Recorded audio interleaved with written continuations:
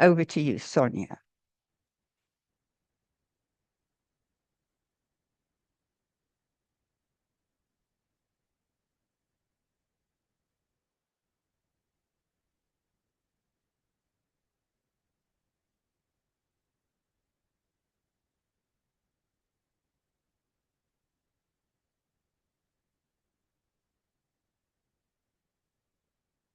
We can't hear you.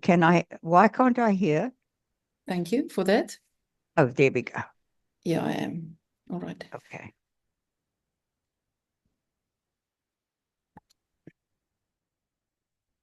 I think it's fitting to start with a poem, or a quotation rather, from Theria, from her book, The Life-Changing Impact of Viktor Frankl's Logotherapy. The search for meaning in life is an expression of man's search for ultimate meaning, something that, because of its ultimate nature, if found, floods all of life with meaning. My writing reflects this search. When inevitable, or rather invisible threads, perhaps inevitable as well, in life's every moment beg to be seen, I stitch them together to just make more sense of them. So for my advanced training assignment, it was an attempt to juxtapose my creative writing with logotherapy's main overarching tenet. Man is not he who poses the question, what is the meaning of life, but he who is asked this question, for it is life itself that poses it to him. And man has to answer to life by answering for life. He has to respond by being responsible. In other words, the response is necessarily a response in action. It was just one of the most difficult quotations for me in the beginning to understand. So in the assignment, I translated the language of a spiritual journey, the creative writing, into the language of a logotherapeutic journey. And as scaffolding for the writing, I leaned on Frankl's man's search for ultimate meaning. And I complemented each chapter's essence with a choice of created writing. And what Theria has said, that my hope is really that you will not just with your mind understand a search for ultimate meaning, or rather the search of the meaning of ultimate meaning, I would say. But intuit the spirit, the mystery of writing, the unconscious spirit between the words. So this is my first poem, but I think before I get to the first poem, maybe we can give it a feel. I can read the poem in Afrikaans and then I will explain it, or I can explain it and read it in Afrikaans. But let me try both ways. The title of the poem is translated as, it's about words. Now, words can either prosecute or words can continue. So this is what this poem is about. Woorde gaan dood, word weergebore, aangeraak, 'n echo roep, geskenk ontwaak, vry van gees. 'n tussenwerpsel, bevangene hede van buig die knie, heilig wagtend van wees, om op te staan, verheerlik te word. Woorde gaan weer dood, om vervolg te word. So, our stories, our lives, origin in our histories. And for this poem, my question was, in what tense are we living? Are we living in the past tense, present tense, or future tense?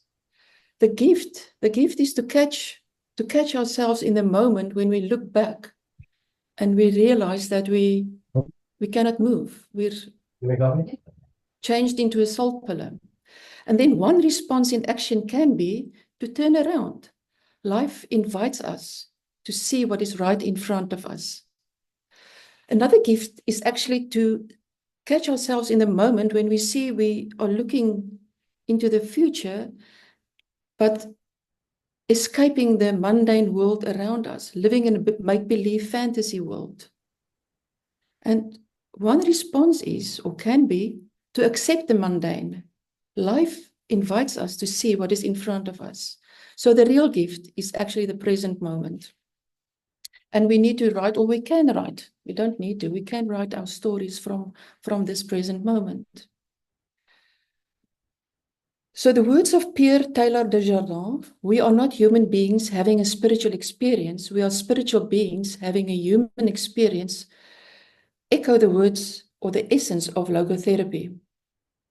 From the viewpoint of our spirituality, we experience our humanness, our responding to life. However, the I in me that responds to life is not mechanically or ego-driven. The I in me is guided by a self that is conscious of itself. Now, from a very early age, I heard the call of an unknown I somewhere. I was very small, so I didn't know where this voice came from, but it was from deep within. And sometimes it would expand me into and above. Now, exploring the self and delving into its nature underpin the core of all spiritual work about our human condition. And this exploring of the self and delving too describes a spiritual journey that spanned my whole life. Now, based on this chapter, I included 3 poems, and I will just read one poem to you, but I will give you the background of the 3 poems. So the first poem reflects a hiddenness, a nothingness, a living life perhaps under a cloud of unknowing, under a cloud of despair. The second poem hints at the past in which women were rarely seen. So it's a past filled with the stories of men. And then the question is asked, where are the women? And the answer is, in the desert they are found, giving birth. They are not anymore living under a cloud of despair, but in the shade of a promise, perhaps still in an unknown barren land. Now, the third poem stands slightly apart from the other 2, because in the desert, a healing is waiting to come, but it's a healing of a different kind. Healing vanuit 'n ander aard. Wanneer die logos woord na jou toe kom, ongefilter, rou as moeder, verwagtend bied te baar waar die diepe woord, dan begin die onderdompelde, onverwags, die stem, die swem na bo. Healing is waiting to come. Man is he who is asked the question, what is the meaning of life? Life poses a question to man, and life's words, logos, are raw, unfiltered, not tempered by man, not softened, not smooth. The words give meaning, and when this meaning birth its healing, there is life. From the deep unknown, the swimmer swims to the top. From the deep unknown, there is movement.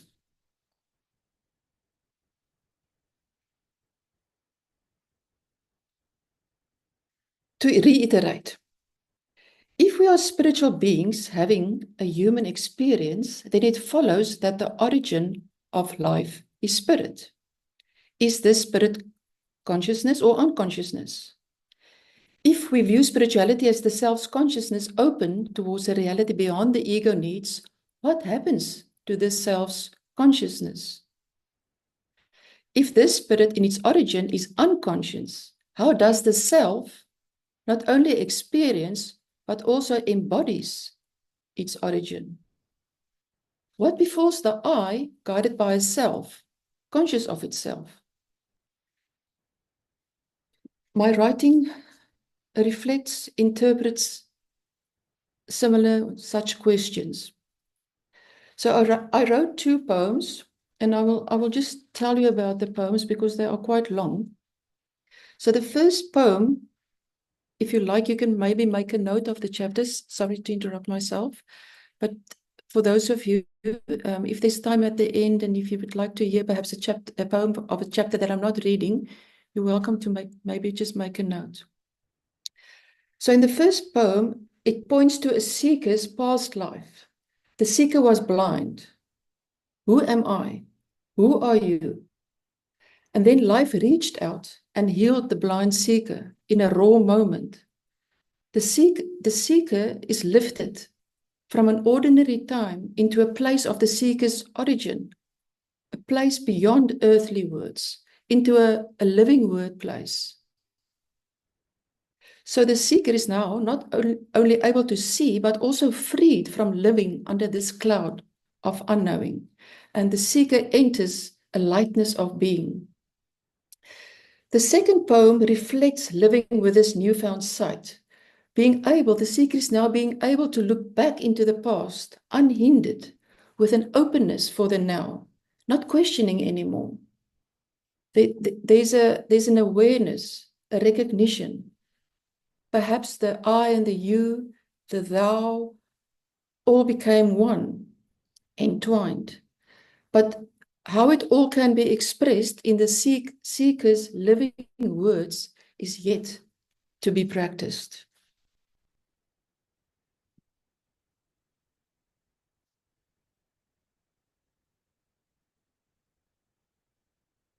Where the spiritual self steeps itself in its unconscious depths, there occur the phenomena of conscious love and art. Conscience, love, and art are intuitive, non-rational capacities. Conscience feels its way into the unconscious, and on its return bears a knowing of what ought to be. Love transcends. And that was actually somebody else's words about love. And I actually should have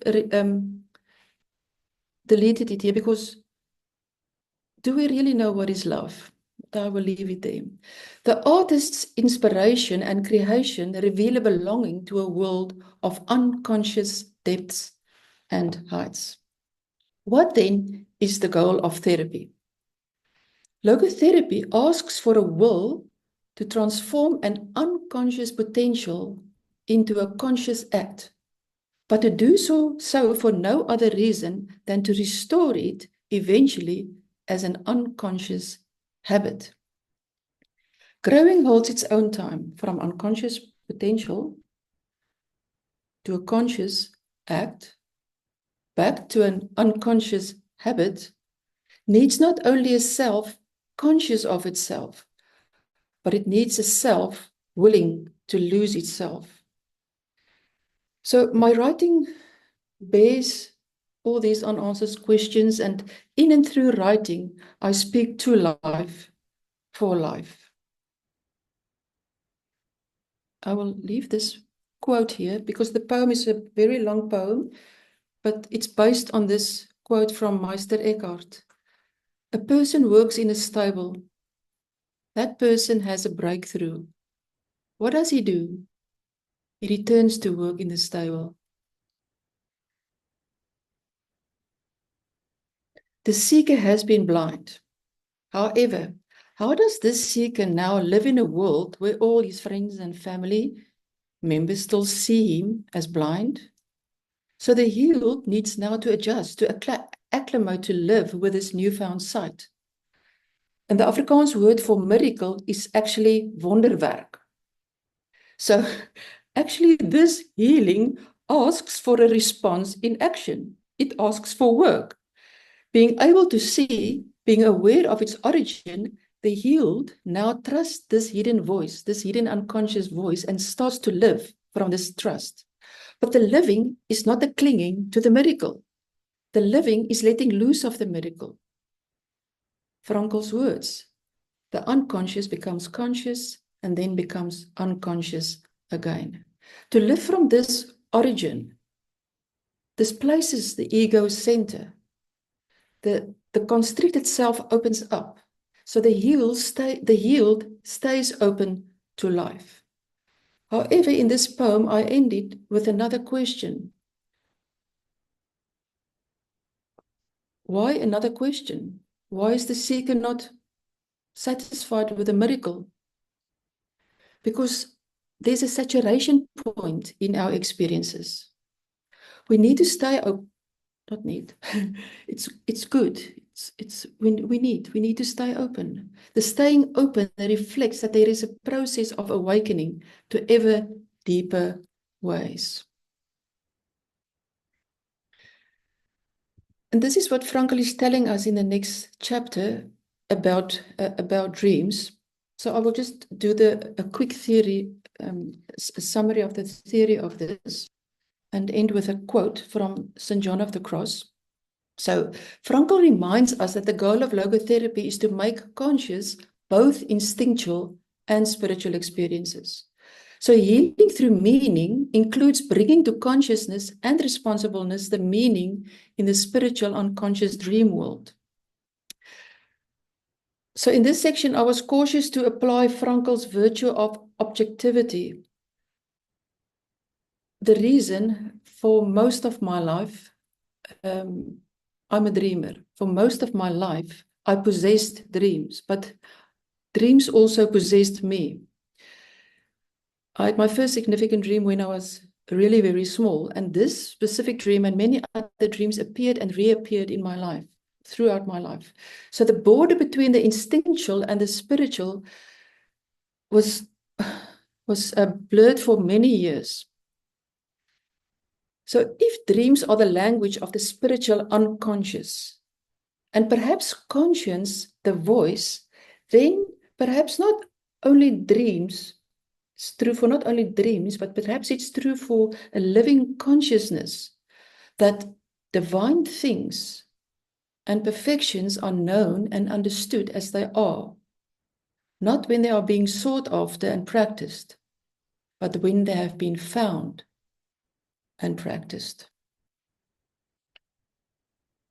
I'll just end with this quote.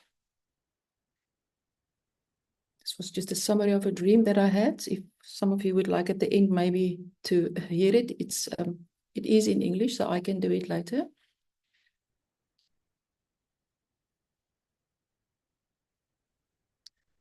The transcendent quality of conscience. Frankl's words in his valuable books that he had written, oftentimes throughout my studies the past few years, provoked me to not only accept its meaning, but also to question its meaning. Take, for example, the following sentence. All freedom has a from what and a to what. The from what of man's freedom is his being driven, and the to what is his being responsible, his having conscience. Frankl's words imply a shift from the instinctual toward the spiritual. I question, what happens when man responds? What happens when the to what becomes the new from what? Perhaps the question can help to pave the way to ultimate meaning, as both freedom and responsibleness are incomplete without a to what. To understand our selfhood, our personhood, has nothing to do with wishful thinking. Sometimes it has all to do with believing and with losing the firm ground under our feet. The firm ground between a from what and a to what.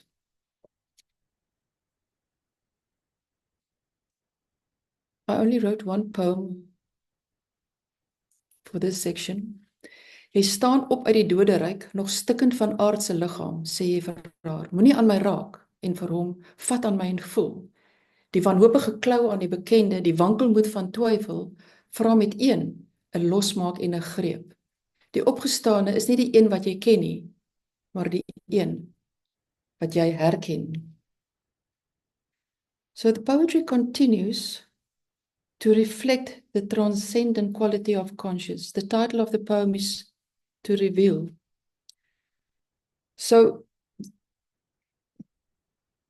the seeker, the questioner, the writer of the poem, me, lifted from the present this transcendence, to a being beyond comprehension, beyond the limits of ordinary experience. There's a I, there's a thou, but there's also a one. Man that asks the question and life that responds live now from within a oneness in a moment. In this poem, there's many of my writings I will use, especially in Afrikaans, it's very, for me, it's to use the same word and just put a different innuendo, intonation, allude to a different meaning in my poetry. So the blind seeker that was dead is now alive, and it's about recognizing this new life. And the blind seeker is now not a single person, but is now in a relationship with life. And now the healed person, not blind anymore, asks, what is this new alive body? But the writer of the poem, me, is not yet fully able to put it into words. The experience of being healed left scars, and now it asks to live with the scars.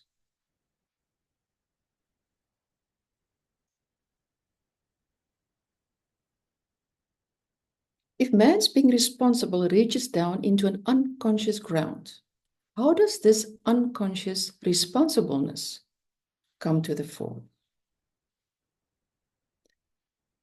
Inherent in man is a relation to transcendence and unconscious religiousness. On a not so ordinary day, I was on my way to live a 30 years of married life. The seeker's question, who am I? Who are you? In one moment has been answered. Frankel's words in the book Man's Search for Meaning actually sums it very well up. I will give it to you now.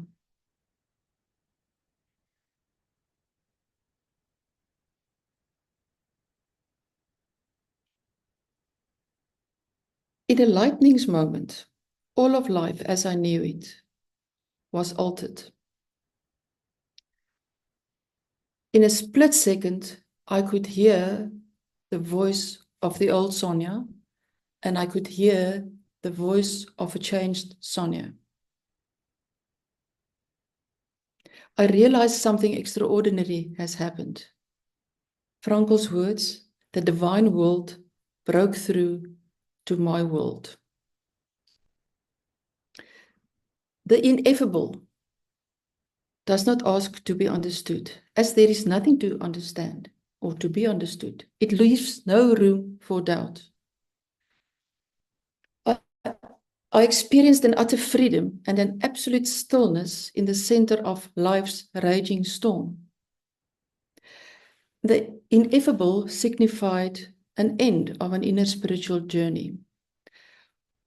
My writing, however, does not implore and probe to understand the undescribable or indescribable. Rather, my writing is a practice to write, perhaps from a new consciousness. Genuine religiousness has a character of decidingness.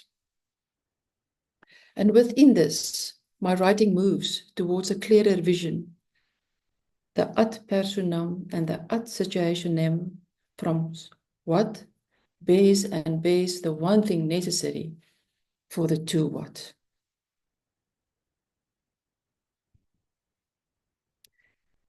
Let me just see if I can.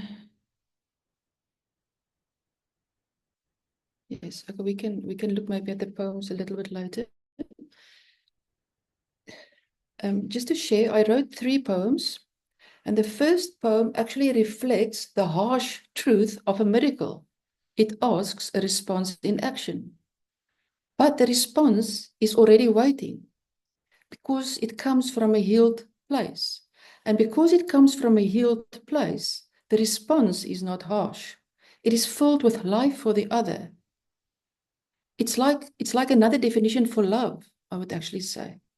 But in this love, you sometimes has to do the harshest thing. And then you realize perhaps it was about forgiveness. And then the second poem just tries to still put the miracle into clearer words, because the you that you recognize is no more ego-driven. The you that you can see does not cling. It has no more clinging possessions. I actually wrote poetry since I was at the end of, in the beginning of my high school. And when the ineffable happened, I threw away 40 years of writing. I was busy with a poetry book. I threw everything away. I did not throw it away before I was freed. I threw it away because I was freed.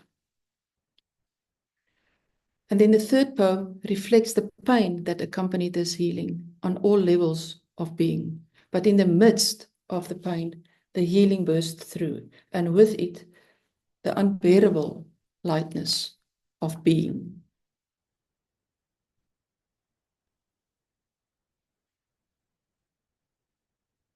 Are you still with me? The aim of psychotherapy, especially psychoanalysis, has been secular confession. The aim of logotherapy, especially existential analysis, is medical ministry. Which signposts can guide me as logotherapist to walk this borderland between therapy and religion? I choose to. An awareness of the unconscious God present in the other. The wisdom of our hearts knows what being human is about. And to lead the other to consciousness of their responsibility. The wisdom of our hearts knows what meaning is all about. I wrote one poem, and the title of the poem is Maak woorde saak. Translated, it asks, do words matter? And I would just like to share with you the telling of the poem, that sometimes theories, like logotherapy's theories, every theory expresses man's search for a rationale for his experiences. But in the beginning of my studies, I really questioned every single thing that I read in all the books that were prescribed, but not question from a negative viewpoint, but question it. Because in a prior life, I would accept a theory as an ultimate proof and then plug my experience into that theory and thereby let go of my impressions. And we do this because somehow the theory says it better, explains it all, and it lends a value and an importance to our experience that otherwise might not be there at all. But it's like being dishonest to the experience. What we do know is what our experiences tells us. This is all we really know. So it's necessary to sometimes, or to continue, throw out all theories and explanations as possible overestimations. What is important is that we leave the door open.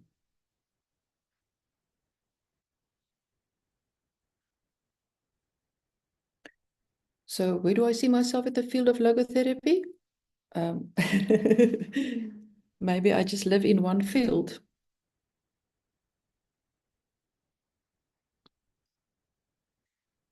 Logotherapy's aim is to assist us to translate the wisdom of our hearts into living life the way we are meant to live. Do we as therapists have meaning in life? Do we know how to translate the wisdom of our own hearts into our own lives? We cannot give what we do not have. We can only see in others what we have first seen in ourselves. So logotherapy asks for a research into our own lives. Instead of just listening to ideas, we need to think from them. In being and doing, we obey, we hear again, we understand, and the will to a new meaning arises.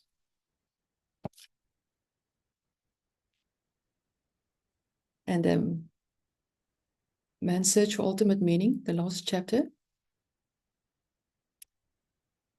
is titled Man's Search for Ultimate Meaning. So, as I stand now at the end,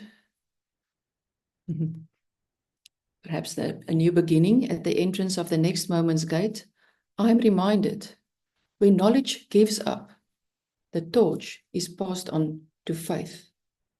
That which remains unknown or remains to be known happens as faith shifts to seeing. In the midst of life's raging,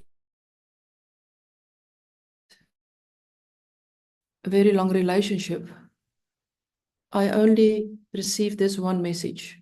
Sonja, you don't need a lot of equipment. You are the equipment. When the painful knowledge of human possibilities is burned into us, it gives rise to a different kind of faith. One that, because it is experiential and non-conceptual, no longer depends on intellectual knowledge. When faith's torch lights the way, the trust is to walk the way.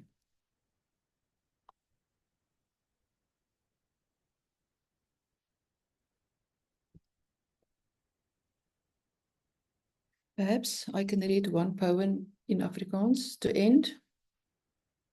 Wit strepe skei een kant van die ander, letsels van wat was en is, dalk weer gaan wees, 'n genadetog van haltes mis, stoptekens en afdraaipaaie. Herinner my wanneer die teer my siel soul verbrand, met rooi gesig gelig na die dors, diep buk, bakkant kniel in die skadu te ontmoet, die jy en die u gevleg in een op pad.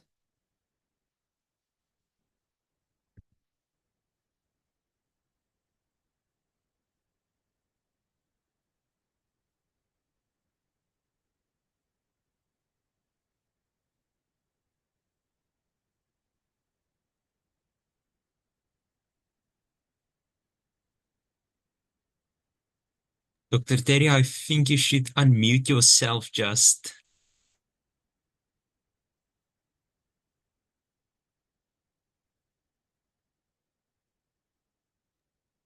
Sorry. I said that maybe I would just want to encapsulate the impact it's made on me in terms of Frankel's teachings, in terms of logotherapy. And as we've always said, logotherapy is just capturing life's principles, the essentials of human existence. And that is what makes it so powerful. And in essence, to make it very brief and succinct, what Sonja has revealed through her poems and through her own search in life, where she had that Jordan crossing from, the typical way that we do live our lives when we are still in search and we haven't quite found ourselves yet. When all the negativities of, who am I in terms of comparison with others, and we're filled with anxiety and plans for the future and trying to control all of those factors, when that crossing is crossed, to suddenly come to a breakthrough in what is called ultimate meaning, but is actually essentially who we are. As Frankel said, our unscathed human spirit, to find ourselves in depth. This is me. I am the equipment. I don't need techniques. I am absolutely and totally myself, and I can say, here I am. Send me. That kind of action that then starts to flow from this kind of spiritual homecoming. And it's so wonderful what Sonja had said, that we are, like Frankel said, spiritual being experiencing our humanness. In other words, we were created with a wonderful purpose to find ourselves in fullness in order to make an impact that is powerful for change, which does away with, like that final freedom that she spoke about, that can throw away all the doubts, the worries, the negative perceptions, the self-criticisms, everything. I just am. And wow, then you are in the moment. Then you're not kind of held back by the past, or you anticipating the future in an anxious way. You are. Your past belongs to you. And your future comes to you every moment of every day. And it's a spontaneous living. It's what Frankl said, to find our basic trust in being once again. I love that poem where Sonja describes herself. It's not the person that you knew in that breakthrough moment. It's a person that you recognize. Wow, this is me. This is who I am. Oh, and there's one poem where she said, oh, that, the prayer that the Creator would make his way known, make his work known to us, that we can live it. And that, do we really believe that we were created in beauty and wholeness and every potential to reach human greatness? Do we really believe it? All of our search before that breakthrough moment into becoming ourselves, question that. And we listen to theories, and we listen to teachings and dogmas and preachings, and we try and fit ourselves in there. And all we do is to stop the spontaneous flow from our inner being, from our unconscious self, which is the unconscious relatedness to the divine. Who am I? Who have you created me to be?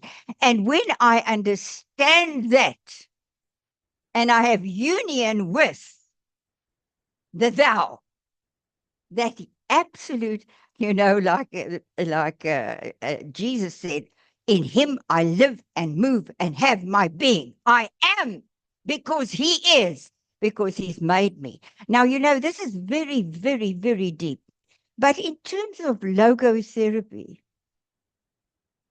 it's that kind of freedom, relaxation into yourself, and in touchness with what, the meanings that come to your mind, even as you speak to your clients, that you sometimes astounded. Where did that meaning come from?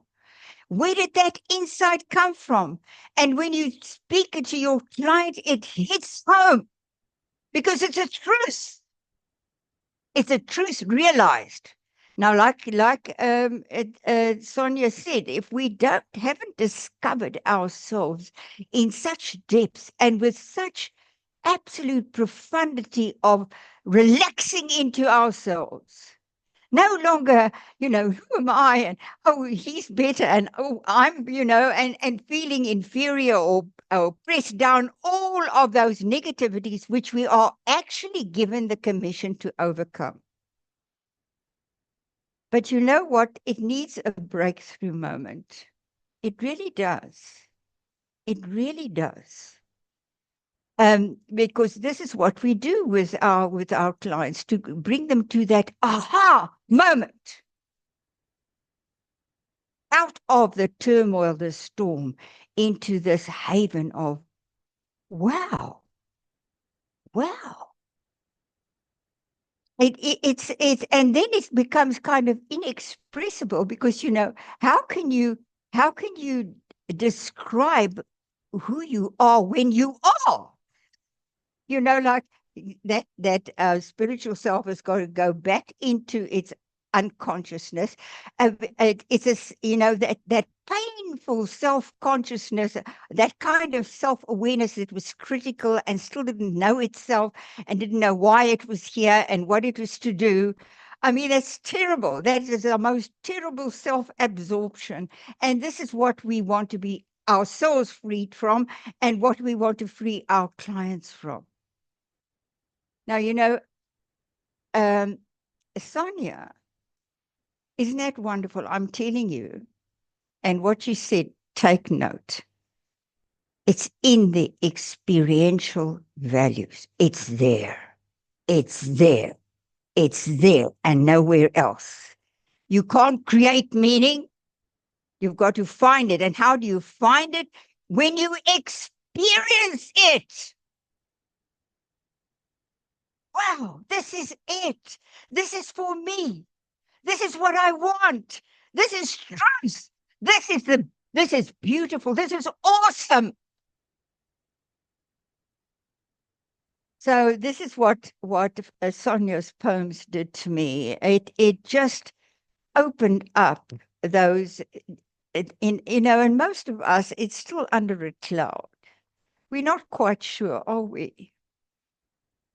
And we're still trying to find ourselves. And we're not quite convinced that we have, like Frankl said, unconditional worth, that we are unconditionally loved. And that kind of love, that kind of connection is what we seek, what a baby seeks from the beginning. One of the dreams, I just want to say that, and you'll find this fascinating, Pan, that with your intuitive grasp of dreams, what Sonja wrote, that she dreamt of a baby crying until it's blue in the face and becomes dead. And it screams all the time, don't judge me. Don't criticize me. Don't put me down. Foster who I am. But most of our experiences in life doesn't foster who we are. It attacks us. It assails us. But here's human greatness, that we can overcome those hurts, those terrible injuries. And it's, you know what? It's a process. You cannot force it. You cannot say, this is what you've got to do, A, B, C, D, E. You've just got to tune into, and you know what Sonja said, I've heard from you people. Do you remember Audrey von Rooyen's presentation, which was the unconscious God leads us to our missions in life? She said, we become in tune with who and what we really are. It's becoming in tune with, that's all, coming home. So I thought I'd just say this to you, and then, well, I think this is a conversation that can go on, and one that you should actually take up with Sonja and ask for her poems and interact with her, okay? But all right, because what? We've got 10 minutes left. Wow, time. Other remarks, please. If I may, I would also like to relate, and I'm so thankful to Teria that she really stressed the importance that I do come tonight, although I couldn't come, but I did. And I don't understand Afrikaans, but nevertheless, I was so deeply inspired by your whole talk. It was incredible, really. And I would like to relate especially to what you said about that split moment between the old Sonja and the new Sonja, that you asked, who am I actually? And this split moment, there is one word I do know in Dutch, not in Afrikaans, but perhaps it is the same, ogenblik. Do you say ogenblik? for that Yes. blink of a moment, like a blink of an eye. Yeah. And that relates in Frankl terms to eternity coming into the realm of time. And in that eternity, you really feel who you are, because that's who you are, the spirit of yourself. And you really feel your being. And that's incredible what happened to you. It's really incredible. Like you said, I threw all the poems, I threw everything because I was free, not before I was free. But because I was free, I threw everything. And it's so understandable, actually, because when you are free, you don't have to have anything that you have. You don't need any possessions, even knowledge. You just are. And that is so strong. That is really incredible. And when you said it's nothing intellectual, Frankl repeats it again and again. Logos is deeper than logic. And he likes to quote Pascal very much, that says, the heart has its reasons which reason doesn't understand. And that's exactly what you said. You quoted Frankl, the wisdom of our hearts know what meaning is all about. And that's really, of course, completely true. And Teria related to it in therapy, that you suddenly don't know where the meaning comes. But when you are at your center and you are who you truly are, meaning is there. The transcendent appears between the I and the thou. So it is really, really incredible. I was so very inspired by your whole talk. It is really, really absolutely greatness, showing the greatness of what and how a human being can be. Thank you so much. Wonderful. Thank you, Rita. Great.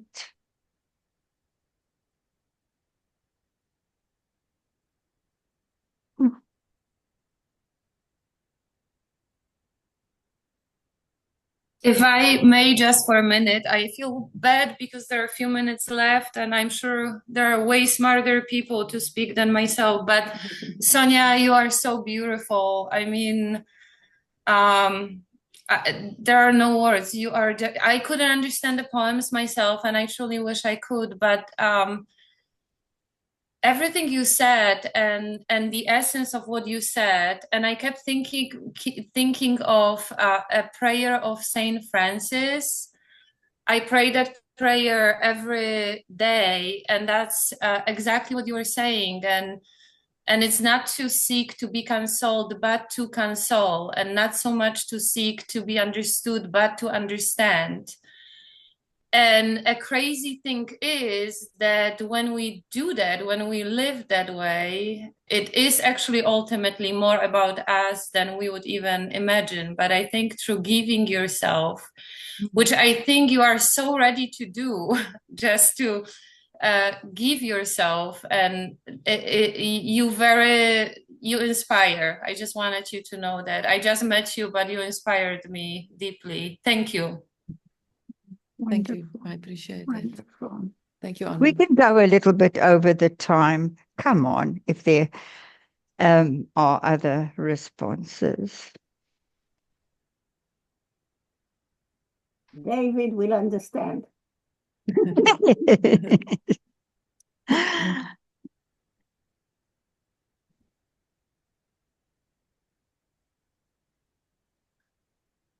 Well, you know, Stu, it actually makes so many things come alive, you know.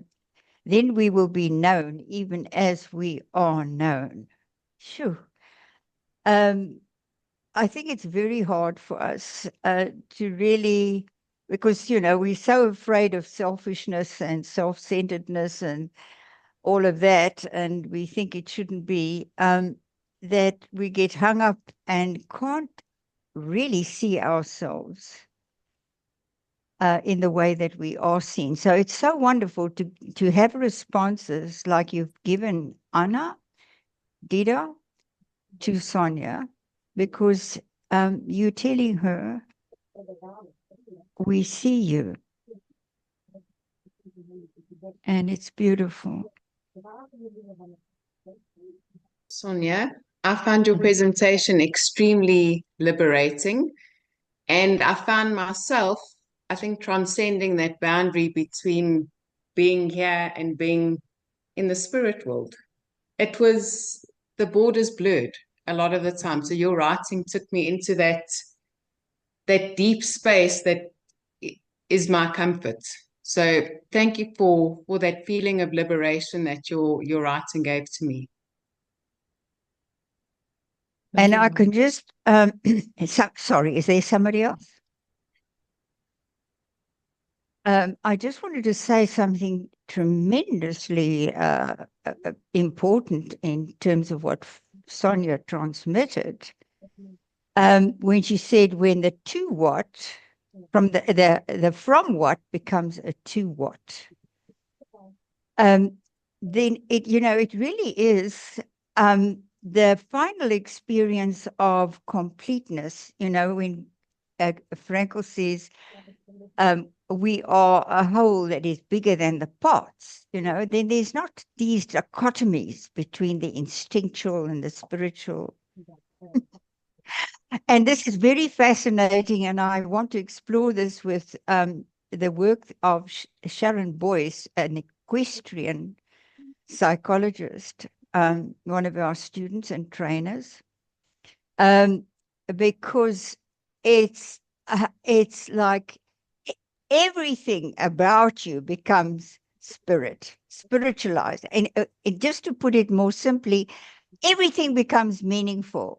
There isn't something, oh, that's not allowed, and oh, that's terrible, and you are within those sacred boundaries. You wouldn't think of damaging yourself or anybody else. So whatever, your sexuality, your whatever, it becomes just part of who you are, spontaneously beautiful. It's love that makes sex human, Frankel said, so in other words, it's like that all of our humanness becomes something extremely wonderful.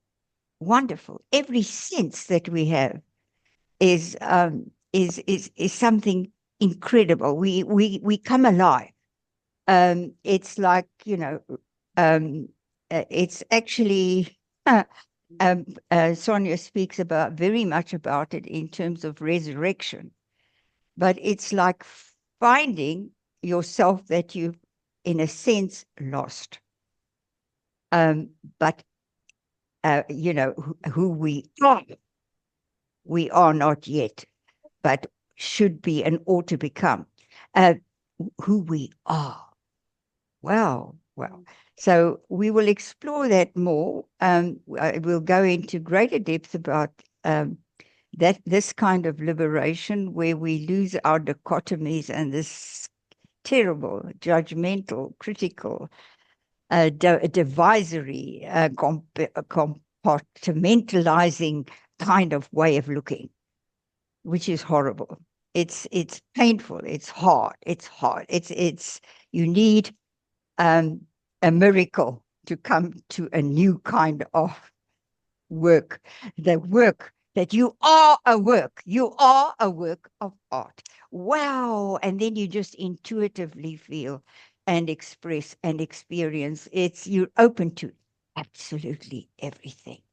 It's glorious. I'm not there, but I know it's possible. So let's go on with this journey. And Sonja, listen, this is, you've just given us a glimpse. The depth of your writing and your poetry. And look, I worked with Sonja, but I was so blown over that I was finding myself listening, not supervising, listening. So thank you, Sonja. Thank you, everybody. And let's go on with this journey, okay, of self-discovery. It's a wonderful journey, right? Wonderful. Okay. I want to tell you that it was stronger for me than the alarm that came in the siren. I didn't run away to the sheltered room because this was stronger. Oh my goodness, yes. Dida's in Haifa, which Yeah. is under so many rocket and missile attacks from Yeah, Hezbollah. but just now, 10 minutes ago, I heard a siren and I felt I'm secure here because we are with God here. That's what I felt. Fantastic. Fantastic. We've got so much to talk about. Okay, let's continue talking to each other. Right, Thank you, everybody. Terja. Thank you so much, Sonja. Really, we stay with thank this you. inspiration. Thank you, everyone. And Thank you, Sonja. Thank you. And thank you for the chats as well. I read them, so thank you so much. Thank you, Have a Sonja. lovely evening. Bye-bye. Thank you, Terja. Bye-bye. Thank you. Talk to you Thank again. you so much. Thank you so much. Bye-bye. Thanks, Sonja. That was beautiful. Okay. Thanks, Ben.